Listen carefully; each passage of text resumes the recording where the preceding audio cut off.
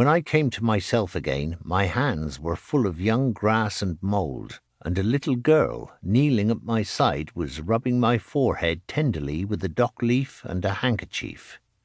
"Oh, I am so glad. Now you will try to be better, won't you?" I had never heard so sweet a sound as came from between her bright red lips, while there she knelt and gazed at me. Neither had I ever seen anything so beautiful as the large dark eyes intent upon me, full of pity and wonder.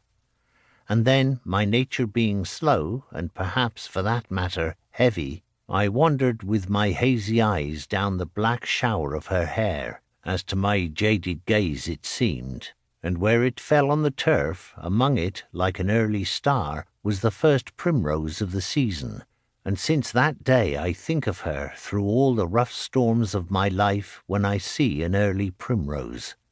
Perhaps she liked my countenance, and indeed I know she did, because she said so afterwards, although at the time she was too young to know what made her take to me. Not that I had any beauty, or ever pretended to have any, only a solid, healthy face, which many girls have laughed at. Thereupon I sat upright, with my little trident still in one hand, and was much afraid to speak to her, being conscious of my country brogue, lest she should cease to like me. But she clapped her hands and made a trifling dance around my back, and came to me on the other side, as if I were a great plaything. "What is your name?" she said, as if she had every right to ask me. "And how did you come here? And what are those wet things in this great bag?" "You had better let them alone," I said. "They are loaches from my mother, but I will give you some if you like." "Dear me, how much you think of them! Why, they are only fish. But how your feet are bleeding! Oh, I must tie them up for you. And no shoes nor stockings. Is your mother very poor, poor boy?" "No," I said, being vexed at this. "We are rich enough to buy all this great meadow if we chose. And here my shoes and stockings be."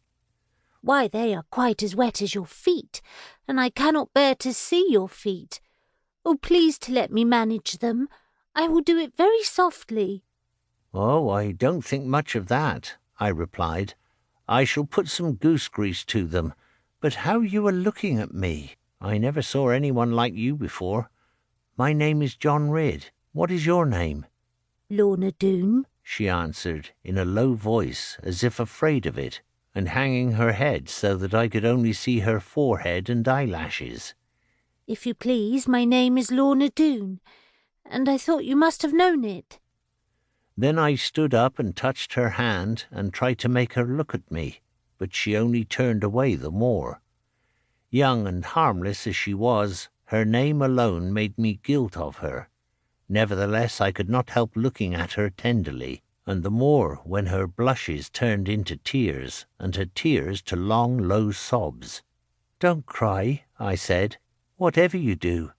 I am sure you have never done any harm. I will give you all my fish, Lorna, and catch some more for mother. Only don't be angry with me."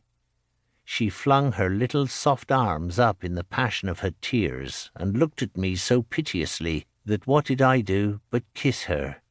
It seemed to be a very odd thing when I came to think of it, because I hated kissing so, as all honest boys must do. But she touched my heart with a sudden delight, like a cowslip blossom, although there were none to be seen yet, and the sweetest flowers of spring. She gave me no encouragement, as my mother in her place would have done. Nay, she even wiped her lips, which methought was rather rude of her, and drew away and smoothed her dress as if I had used a freedom. Then I felt my cheeks grow burning red, and I gazed at my legs and was sorry. For although she was not at all a proud child, at any rate in her countenance, yet I knew that she was by birth 1,000 years in front of me.